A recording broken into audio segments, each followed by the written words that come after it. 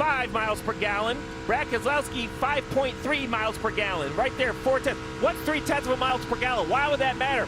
Over 20 gallons, that's 6 laps.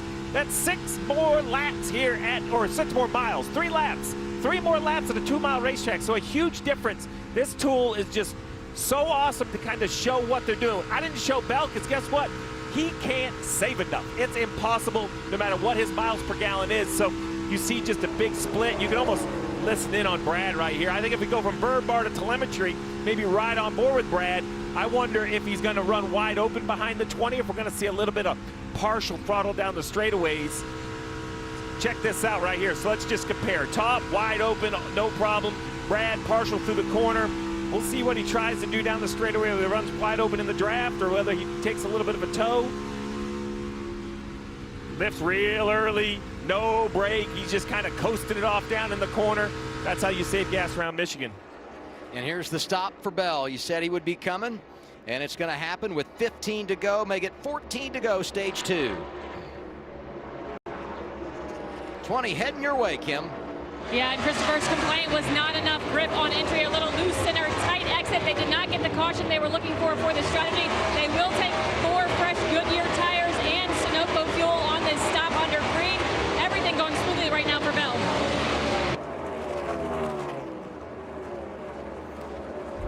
Take a look at this replay right here. Larson and Dillon. Maybe have Blaney there out in front of them. Larson's going to try to squeeze the 10 up off the corner. 10 gets tight into the fence. Probably really upset about that. Tries to get down there and let Larson know about it. I'm sure Larson feels badly. But anytime that second car, that car on the inside, Larson in this case, is in the door of the outside car on corner exit, the outside car gets really tight off the corner, and he ends up in the fence. I know it looks like nothing changed, but the 20 just skipped a lap. He came to pit road, serviced his car, went right back out. That's one funny thing about Michigan is you barely lose a lap. The leader could almost pit and not lose a lap. The 20 has been to pit road. He's now the first car 1 lap down. It wouldn't shock me if he tries to unlap himself here. He's obviously in the free pass position, but unlapping himself definitely opens up his situation. This will be a good test to see if new tires are big enough difference, right? Both cars have great clean air. If the tires matter, the 20 should be able to easily. The 12 spinning on the pit road here. Oh, Ryan Blaney, no caution yet. There it is. And that was not an attempt to get to pit road. He actually got in the outside wall. His tire marks are way up the racetrack. I believe he got into the fence around turn 4. He was running 12. Free tire was going down before that, so we're going to double check to make sure that that was the case. But yeah, Junior, you're right. Very rare to see these drivers kind of spinning out by themselves. We heard just a couple radios earlier about how on edge they were. And that took his way back. Byron, he wants to go get this stage win, though. He is working all over Cindric on the top of your screen. Yeah, Cindric trying to look like Joe Logano out there, trying to take the lines away. Got to get up in front of that 24 a little bit quicker than that off of turn 2. Don't you mirror drive Larson today. He will tell you. Yeah, 3rd time's a charm, right? He's complained twice on the radio about it that we know of.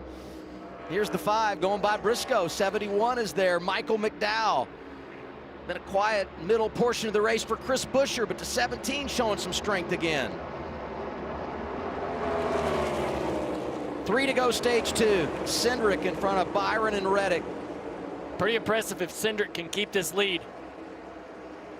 And what that tells everyone else is how this final stage has to go. If Cindric can win this on the oldest tires, then it's purely about finding a way to the front with enough fuel to make it. Cindric is moving around down the straightaway, trying to break the draft, not allow the 24 to use that wake. Here comes Chastain, driving down in the corner, almost into the left rear of the 45. That gets Reddick up the track. They're side by side. Hocevar's going to have some speed here down the front straightaway. That looks like fun. He said, I want to get right in this mix. Hocevar to the inside to make it 3 wide. Here he is, 77. Grew up in nearby Portage and trying to get the 3rd, and he will. He's going to get up the racetrack in front of that 45 so that Reddick can't create a run down the back straightaway. Cindric still blocking down the back straightaway, trying to take the draft away from Byron. Byron to the inside now. Byron has a good shot here. William Byron second in stage one, trying to wrestle the lead away into stage two from Cindric.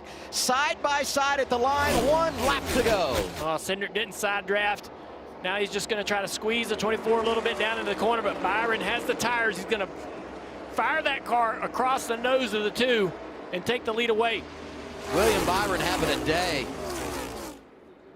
And look at this coming from behind Hocevar. Hocevar's got the momentum on the two. He's going to try to get to one side or the other. Oh, can he get to the outside here?